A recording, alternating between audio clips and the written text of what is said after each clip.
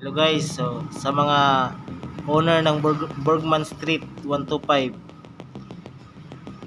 may tuturo ako sa inyo guys ito kung paano tanggalin tong oil change indicator na to.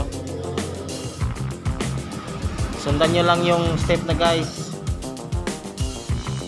Una sa lahat guys, patayin muna natin yung ito, yung ignition na to.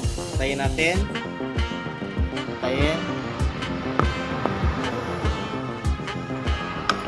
Nakapatay na yan guys.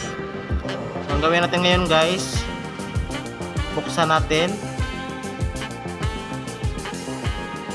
Bago mo na buksan guys, dapat naka long press ka na dito. Long press mo lang. Tapos buksan mo lang.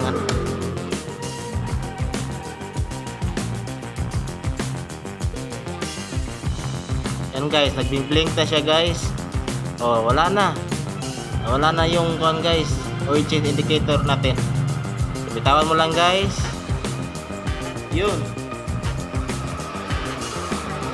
Simple lang guys. Napakadali. Ito naman guys sa intervals niya. Intervals. Long press adjust. So dito mo sa select guys. Lagay mo lang sa akin guys, lagay ko 1,000.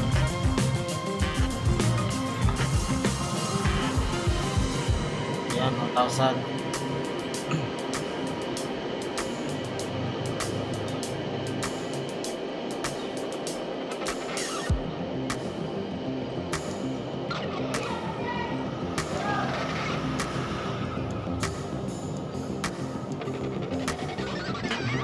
Press lang guys. Yun. Okay na guys.